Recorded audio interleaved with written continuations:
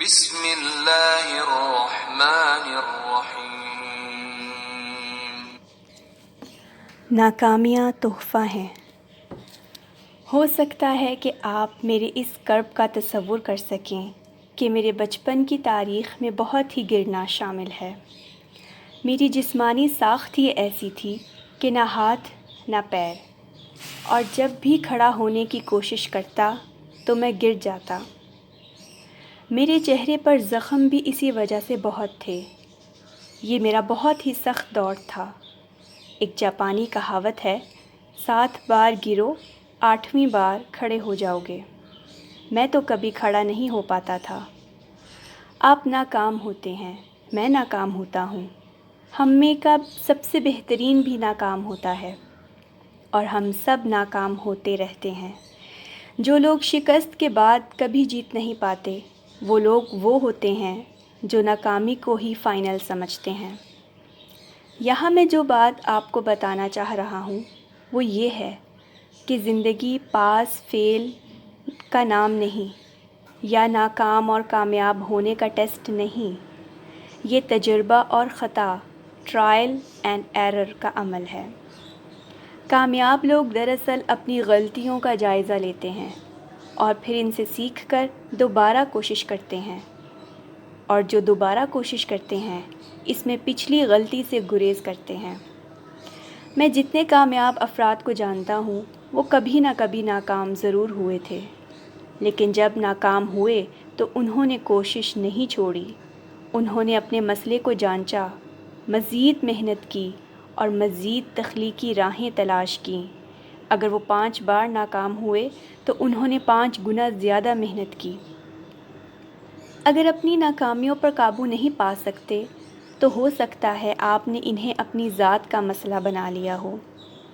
اگر آپ وہ کام نہیں کر رہے جو کسی نتیجے یعنی رزلٹ کو حاصل کرنے کے لیے ضروری ہے تو ناکامی آپ کا مسئلہ نہیں، آپ خود اپنے لیے مسئلہ ہیں۔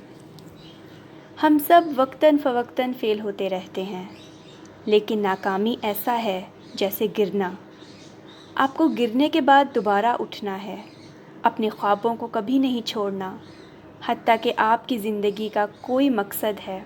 آپ اپنی زندگی میں پر امید بھی ہیں۔ اپنی اہمیت کو جانیں، مثبت رویہ اختیار کریں، اور آپ کے جو خوف آپ کو آگے بڑھنے سے روک رہے ہیں انہیں مسترد کر دیں۔ جن چیلنجز کا سامنا ہم کرتے ہیں وہ ہمیں مضبوط اور بہتر بنانے کے لیے ہوتے ہیں، تاکہ ہم بہتر طور پر کامیابی کے لیے تیاری کر سکیں۔ کھونے میں پانا۔ آپ اپنی ناکامیوں کو قدرت کے ایک تحفے کے طور پر بھی لے سکتے ہیں، کیونکہ اس سے آپ نمایاں ترقی کرتے ہیں۔ میرے خیال میں ایک ناکامی کا ہمیں کم از کم 4 قابل قدر سبق دینا ہے، یعنی ایک ناکامی ہمیں کم از کم 4 سبق دیتی ہے۔ نمبر 1، یہ ایک عظیم استاد ہے۔ نمبر 2، یہ کردار بناتی ہے۔ نمبر 3، یہ آپ کو تحریک دیتی ہے۔ نمبر 4، یہ آپ کو اپنی کامیابی کے اہمیت کو جاننے میں مدد کرتی ہے۔ نمبر 1، آپ کی ناکامی ایک عظیم استاد ہے۔ ہر فاتح نے شکست کھائی، ہر چیمپئن پہلی دوڑ میں پیچھے رہ گیا تھا۔ راجر فیڈرر کو ٹینس کے بہترین کھلاڑیوں میں شمار کیا جاتا ہے، لیکن وہ بھی ہر میچ نہیں جیتا۔ اس نے ہر میچ میں کئی ایسے شاٹ کھیلے جو وہ کھیلنا نہیں چاہتا تھا۔ اس سے راجر نے یہ سیکھا کہ کیسے درست شاٹ لگانا ہے۔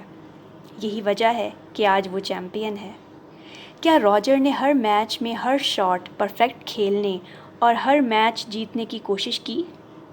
یقیناً ایسا ہی ہے، اور آپ کو بھی ایسا ہی کرنا ہے۔ سخت محنت کریں، اپنے فن کی بنیادی چیزوں پر مہارت حاصل کریں اور ہمیشہ اپنی بہترین کوشش کریں، یہ جانتے ہوئے کہ آپ بعض اوقات اپنی کوشش میں ناکام ہوں گے، کیونکہ مہارت کے راستے میں ناکامی موجود ہے۔ جب آپ یہ تسلیم کر لیتے ہیں کہ پرفیکشن صرف ایک ہدف ہے تو رکاوٹوں کا سامنا کرنا مشکل نہیں رہتا۔ آپ کا ہر غلط قدم بھی آپ کو ایک سبق سکھاتا ہے، آپ کو ایک اور موقع فراہم کرتا ہے۔ اگر آپ ناکام ہو کر کوشش کرنا چھوڑ دیتے ہیں تو کبھی دوبارہ اٹھ نہیں سکتے، لیکن اگر آپ اپنی ناکامیوں سے سبق سیکھتے ہیں اور اپنا بہترین کرنے کی کوشش جاری رکھتے ہیں تو اس کا صلہ ضرور ملتا ہے، چاہے دوسرے اسے تسلیم کریں یا نہ کریں۔ اپنی تسلی تو ضرور ہو جاتی ہے اور آپ اس ہدف کے قریب سے قریب تر ہوتے چلے جاتے ہیں جو آپ نے طے کیا ہے۔ نمبر 2، ناکامیاں آپ کو بنا بھی سکتی ہیں اور آپ کو کامیابی کے لیے زیادہ فٹ کرتی ہیں۔ کیا یہ ناکامیاں نہیں کہ جو آپ کو آپ کے خوابوں کی تکمیل کے لیے زیادہ مضبوط، زیادہ فوکس اور زیادہ تخلیقی بناتی ہیں؟ آپ بڑی تیزی سے کامیابی کی طرف دوڑے چلے جا رہے ہیں، مگر اس راستے میں صبر بھی ضروری ہے۔ آپ اس راستے میں ٹھوکریں کھاتے ہیں اور مایوس ہو جاتے ہیں، مگر یہ ضروری نہیں کہ آپ نے اپنے خوابوں کی تکمیل کا جو منصوبہ بنایا ہے، اللہ کا بھی وہی منصوبہ ہو۔ وہ آپ کو اس سے بہتر دینا چاہتا ہو جو آپ حاصل کرنے کی کوشش میں لگے ہوئے ہیں۔ خدا کی اپنی ایک ٹائم لائن ہے جس کے مطابق آپ کو انتظار کرنا ہے۔ بہت سے مواقع ایسے آئیں گے جب آپ کو آگے بڑھنے کے لیے ٹھہرنا پڑے گا۔ میں بڑا شکر گزار ہوں کہ میں ناکام ہوا اور پھر آگے بڑھا۔ میرے چیلنجز نے مجھے صابر اور مستقل مزاج بنا دیا۔ بلا شبہ اس سے میرے اندر عاجزی بھی پیدا ہوئی۔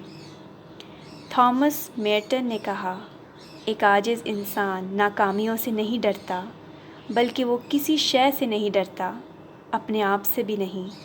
عاجزی خدا پر بھروسہ پیدا کرتی ہے اور یہ وہ قوت ہے جس سے کوئی رکاوٹ نہیں رہتی۔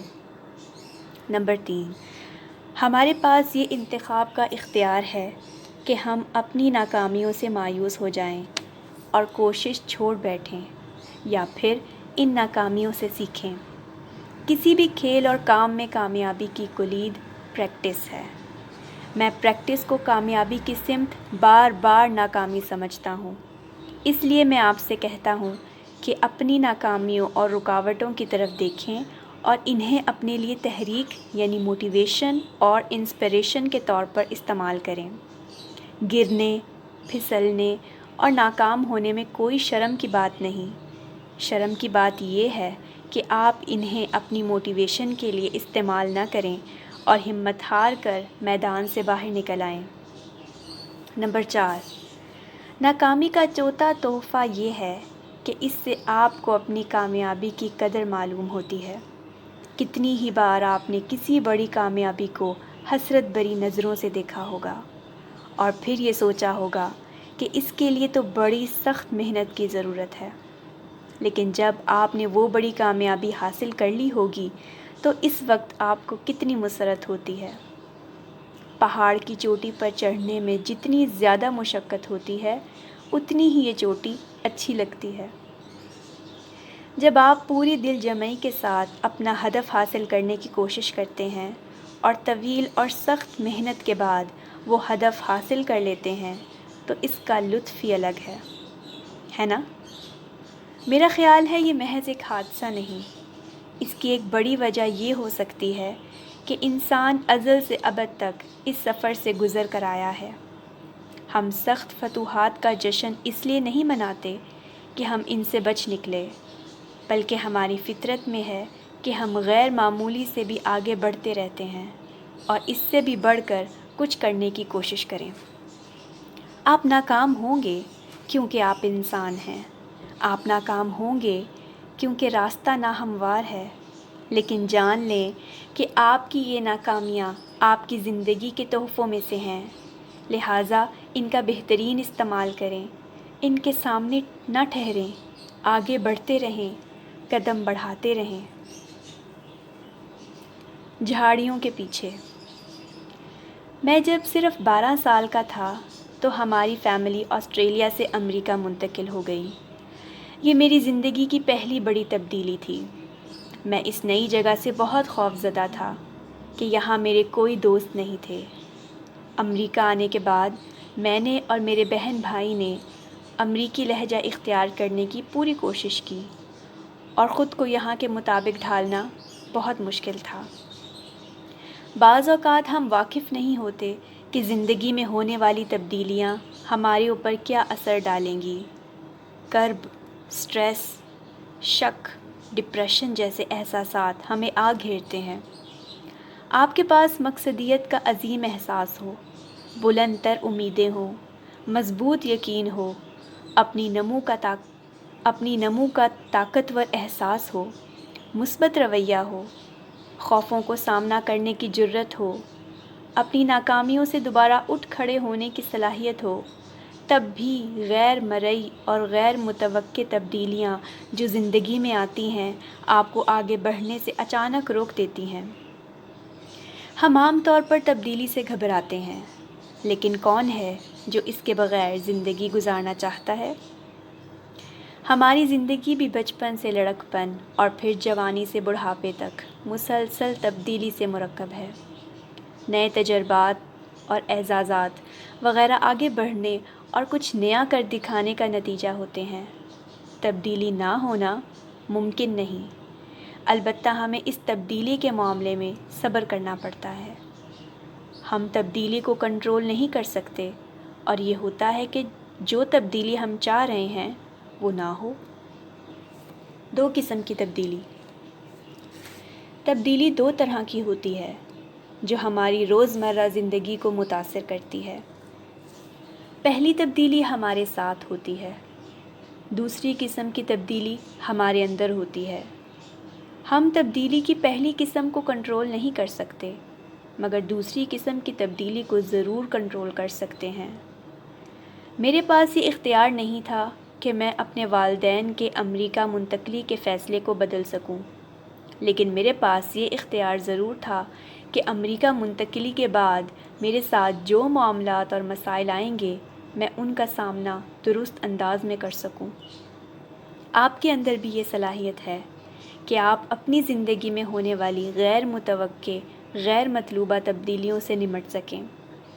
اکثر یہ تبدیلیاں بہت تیز ہوتی ہیں، کسی عزیز کا انتقال، شدید بیماری، کوئی حادثہ زندگی میں بڑی تبدیلیاں لے کے آتے ہیں۔ ایسے میں آپ کا سب سے پہلا کام یہ ہو کہ آپ اس غیر متوقع یعنی اچانک تبدیلی کے لیے اچھا یا برا ذہنی طور پر تیار ہوں۔ صرف اس سے واقف ہونے سے بھی خاصا سٹریس دور ہوتا ہے۔ یہ خیال ذہن میں رہے کہ یہ حالت نئی ہے اور میرے لیے اجنبی۔ میں اس نئی صورتحال میں ٹھنڈا رہوں گا، پریشان نہیں ہوں گا، صبر کروں گا، مجھے معلوم ہے کہ اس میں کوئی بہتری ہے۔ غیر متوقع تبدیلی سے الجھن اور غصے کے جذبات آئیں گے، اور یہ فطری ہے۔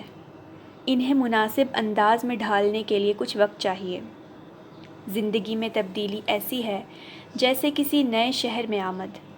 آپ کو راستے معلوم کرنے پڑتے ہیں، رہائش کے لیے جگہ ڈھونڈنی پڑتی ہے، اور نئے مواقعوں کے لیے خاک چھانتے ہیں۔ غیر متوقع کی توقع رکھیں۔ امریکہ آنے کے بعد میں اس نئی تبدیلی کے مطابق خود کو ڈھالنے میں بڑی مشکل پا رہا تھا۔ ہمارے پاس ابھی تک کوئی رہنے کو اپنی جگہ نہیں تھی۔ ہم لوگ اپنے چچا باٹا کے مکان پر رہ رہے تھے۔ میرے والد اور والدہ ملازمت کی تلاش میں بہت مصروف تھے، اس لیے ہماری آپس میں بات چیت بھی نہیں ہو پا رہی تھی۔ مجھے ایسے ماحول سے نفرت ہو رہی تھی۔ میں ذہنی، جذباتی اور جسمانی طور پر بہت الجھ کر رہ گیا تھا۔ لنچ ٹائم کے دوران میں اکیلا جھاڑیوں کے پیچھے جا چھپتا اور سوچتا رہتا۔ میرا وہ اعتماد بری طرح کچل چکا تھا جو میں نے اتنے عرصے میں بڑی سخت محنت کے بعد حاصل کیا تھا۔ میں جو کچھ کر سکتا تھا وہ یہ کہ اپنے رویے اور اپنے عمل کو درست انداز میں ڈھال سکوں۔ جی، میں صرف 12 سال کا تھا، لیکن میں نے اس عمر میں بھی بہت کچھ سیکھ لیا، اور ان میں سب سے اہم یہ تھا کہ کیسے اپنی خامیوں پر توجہ دینے کی بجائے اپنی خوبیوں پر توجہ کی جائے۔ مثبت یا منفی تبدیلی ایک طاقتور اور خوفناک تجربہ ہو سکتی ہے۔ کالج میں بزنس کلاسز کے دوران میں نے یہ جانا کہ ہر بڑی کمپنی کا سربراہ در حقیقت ایک طرح کا چینج ایجنٹ ہوتا ہے۔ اس کا کام یہ ہوتا ہے کہ وہ کمپنی میں ہونے والی تبدیلیوں کے اثرات سے ملازمین کو نکالے اور انہیں بزنس کو آگے بڑھانے کے نئے طریقے سجھائے۔ اپنی کمپنی کے صدر کی حیثیت سے میں نے یہ سیکھا کہ ہر ملازم کے اندر یہ صلاحیت ہے کہ ہماری کمپنی کے مشن کو اپنے تئیں سمجھ کر اقدام کرتا ہے۔ بہت کم لوگ ہوتے ہیں جو نئی تبدیلیوں سے خوش ہوتے ہیں، لیکن اکثر لوگ ان تبدیلیوں کے مقابلے میں مزاحمت کرتے ہیں۔ وہ انہیں اپنی ناک سے غرض ہوتی ہے، یا وہ اس سے ڈرتے ہیں کہ ان کی زندگی میں جو تبدیلی ہوگی وہ خراب ہی ہوگی۔ ہر شخص جانتا ہے کہ کوئی بھی چیز ہمیشہ ایک سی نہیں رہتی۔ زندگی کے واقعات یا افراد ہمیں خطۂ آرام سے باہر نکالنے پر مجبور کرتے ہیں، تو ہم اکثر خوف زدہ اور غیر محفوظ محسوس کرنے لگتے ہیں، جبکہ اس تبدیلی سے فائدہ اٹھانے میں اس دنیا میں اگر کوئی آپ کی مدد کر سکتا ہے تو وہ صرف اور صرف آپ ہیں۔ لیکن بیشتر لوگ اس ذمہ داری کو قبول کرنے سے انکار کر دیتے ہیں۔ وہ اس ذمہ داری سے لڑنے پر آ جاتے ہیں۔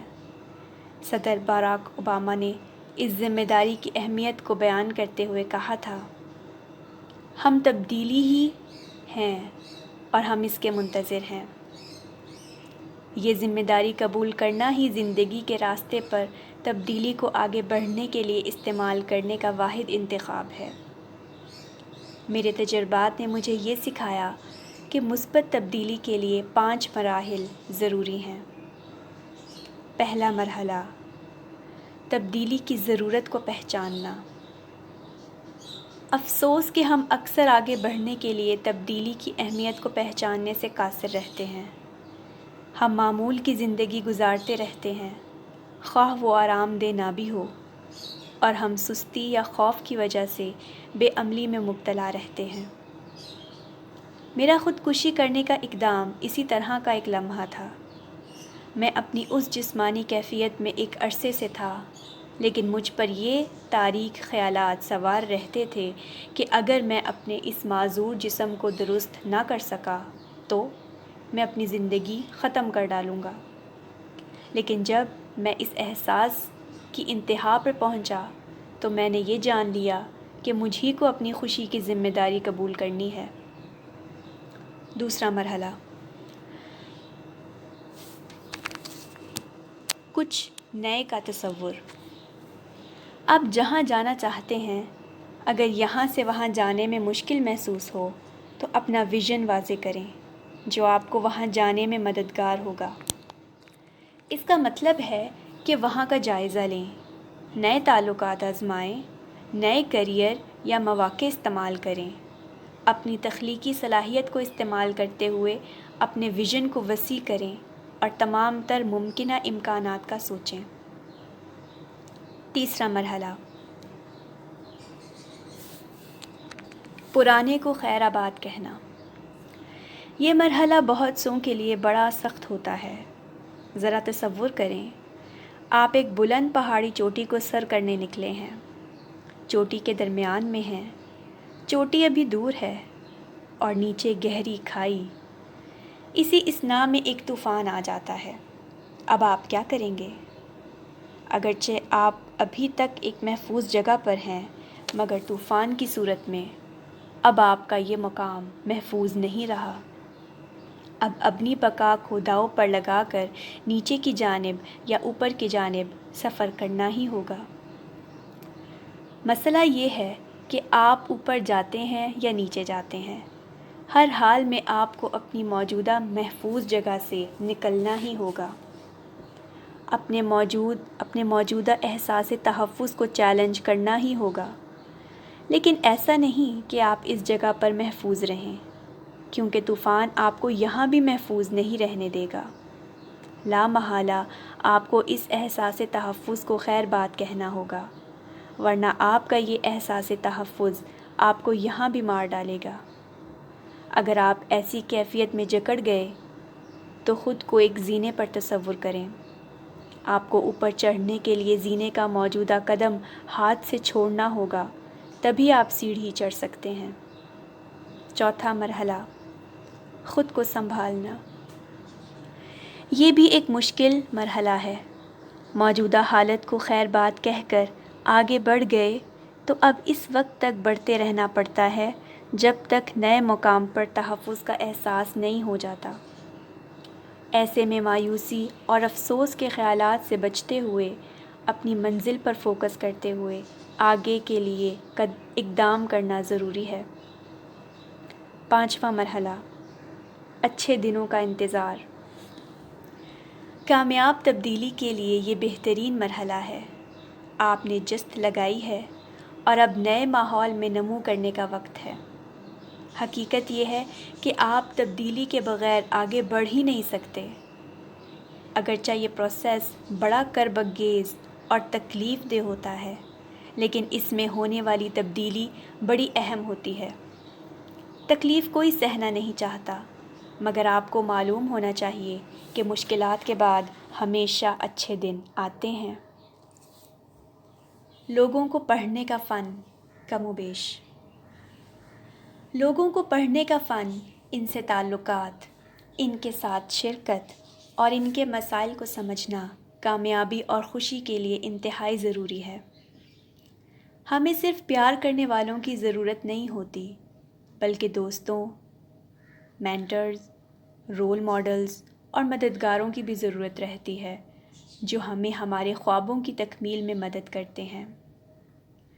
ایسی ٹیم بنانے کے لیے جو آپ کے خوابوں کی تکمیل میں معاون ہو اور ان کے دلوں میں آپ کے خوابوں کی سچی دلچسپی ہو، آپ کو یہ ثابت کرنا ہوگا کہ آپ بھی ان پر اعتماد کرتے ہیں۔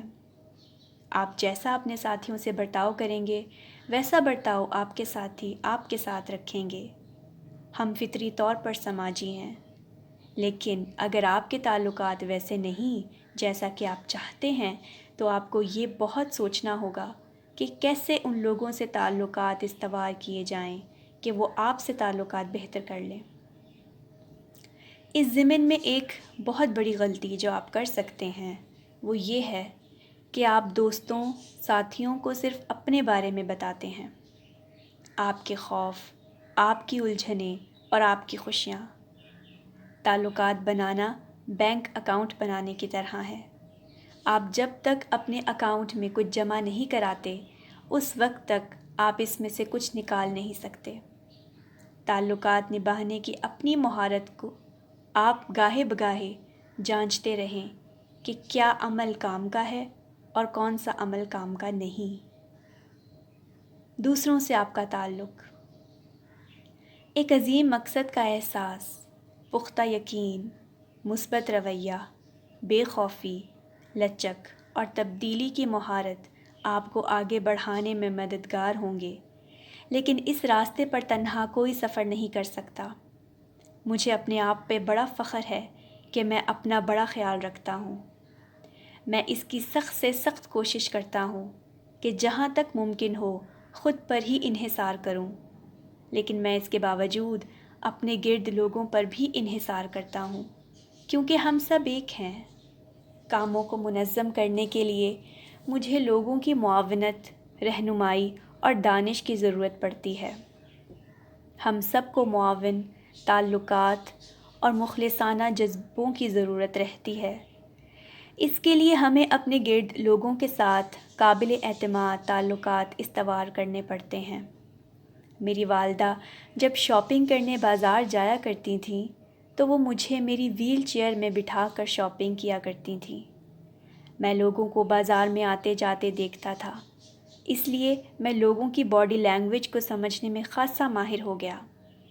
یہ بڑی حد تک ایک لاشعوری عمل ہے، لیکن مجھے محسوس ہوا کہ میں نے اس ضمن میں بعض بہت اہم مہارتیں حاصل کر لی ہیں۔ میرے ہاتھ پاؤں نہیں، لیکن میں خوب اچھی طرح یہ بتا سکتا ہوں کہ کس پر کتنا بھروسہ کرنا چاہیے اور کس پر نہیں۔ 5 خوبیاں۔ آپ حدود کے بغیر زندگی تو گزار سکتے ہیں، مگر لوگوں پر بھروسہ کیے بغیر زندگی گزار نہیں سکتے۔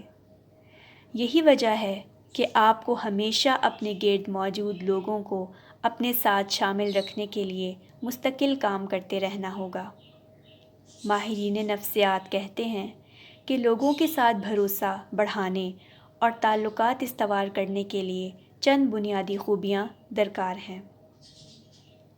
لوگوں کے جذبات اور موڈ کا مطالعہ، دوسروں کی گفتگو کی توجہ سے سماعت کہ وہ کیا کہتے اور کیسے کہتے ہیں، لوگوں کی غیر لسانی اشاروں کا تجزیہ اور مطالعہ، سماجی روابط اور بیٹھک، دوسروں کے ساتھ تیزی سے تعلق، کسی بھی صورت میں مثبت رویہ، خود پر کنٹرول کی مشق، دوسروں کے خیال کا عملی اظہار۔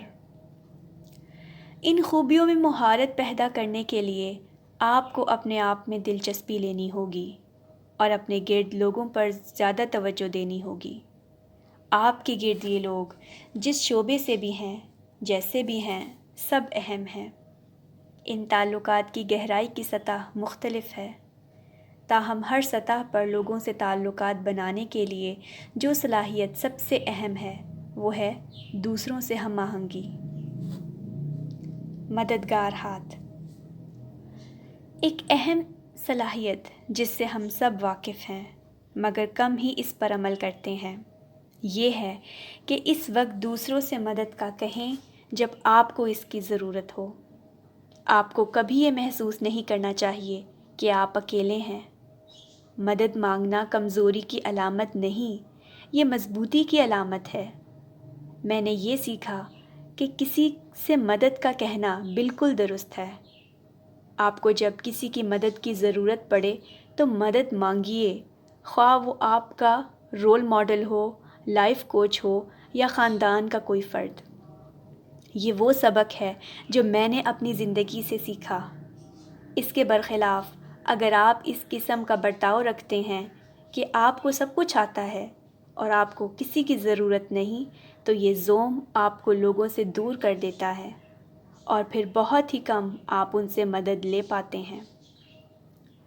میری زندگی میں 3 قسم کے تعلقات مجھ پر اثر انداز ہوئے: لائف کوچ یعنی مینٹر، رول ماڈل اور ہم سفر۔ لائف کوچ یہ وہ لوگ ہیں جو آپ کو وہاں جانے میں مدد کرتے ہیں جہاں آپ جانا چاہتے ہیں۔ وہ آپ کی مدد کرتے ہیں، رہنمائی کرتے ہیں، حوصلہ افزائی کرتے ہیں، آپ کے خوابوں کو سنجیدگی سے لیتے ہیں اور واقعی چاہتے ہیں کہ آپ کامیاب ہوں۔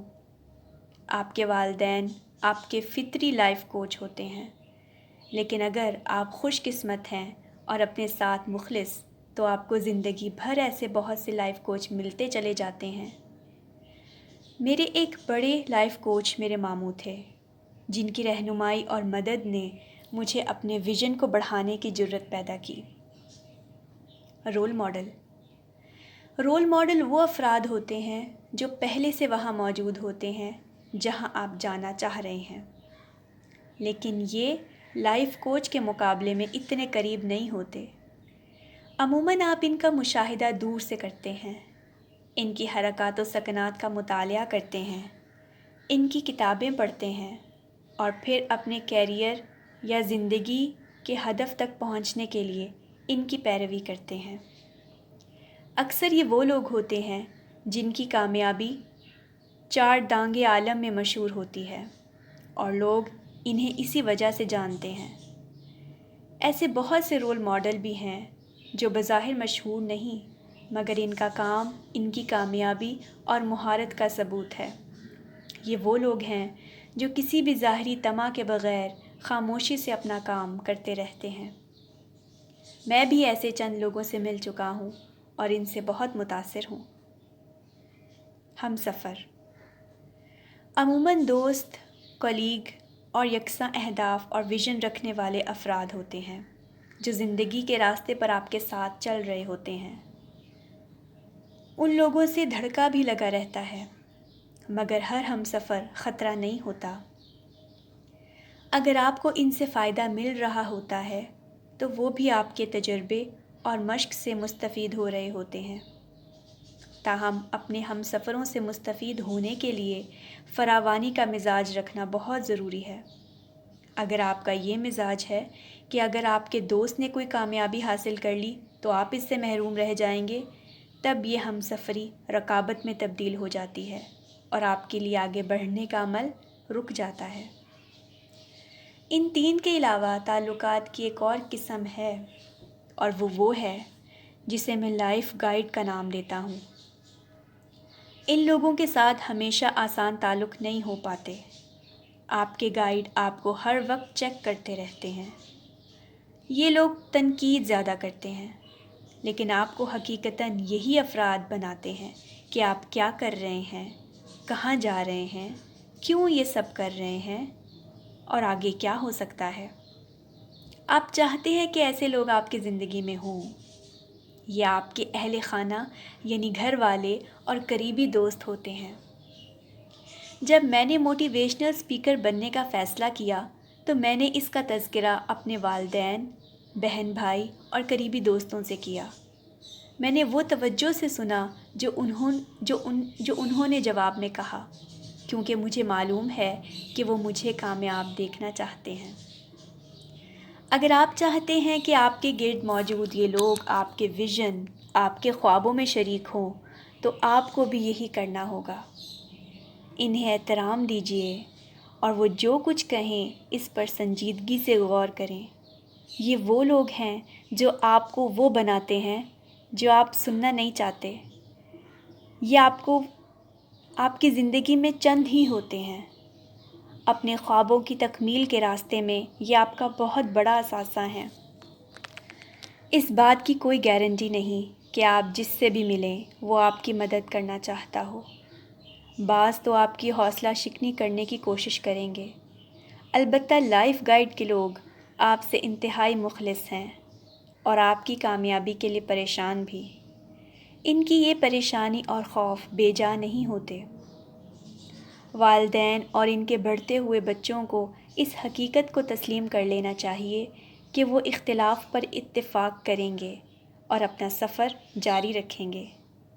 یہ معاملہ آپ کی ٹیم کے دیگر ارکان کے ساتھ بھی ہونا چاہیے۔ جب آپ اپنے تئیں کوئی راستہ چنتے ہیں تو بعض آپ کو غلط ثابت کرتے ہیں اور بعض درست، لیکن آخر میں اہم یہ نہیں رہتا کہ آپ غلط تھے یا درست۔ اپنے تعلقات کو اپنی مجبوری نہیں بنانا۔ اپنے لوگوں کی صلاحیتوں اور خوبیوں کو جانچنے کا وقت نکالیں۔ جائزہ لیں کہ آپ اپنے لوگوں میں کیا چیز پیدا کرنا چاہتے ہیں۔ کیا آپ پر لوگوں کو اعتماد ہے؟ کیا آپ اپنے قریبی لوگوں پر اعتماد کرتے ہیں؟ آپ جن لوگوں سے اپنی کامیابی کے لیے مدد لینا چاہ رہے ہیں، کیا آپ ان پر کچھ خرچ کرتے ہیں؟ کیا آپ ان کی عزت کرتے ہیں؟ کیا آپ تعلقات کے بینک اکاؤنٹ سے جتنا نکال رہے ہیں اتنا جمع بھی کر رہے ہیں؟ آپ کے تعلقات کا معیار آپ کی زندگی کے معیار پر بڑے گہرے اثرات مرتب کرتا ہے۔ اس لیے آپ کے تعلقات نہایت قیمتی ہیں۔ انہیں اپنی مجبوری یا بوجھ نہ بنائیں۔ لوگوں کو اٹھانے کا سلیقہ اور ہنر سیکھیں تاکہ خوابوں کی تکمیل کی کوششوں کے دوران آپ جب گریں تو آپ کو اٹھانے والے بہت سے ہاتھ موجود ہوں۔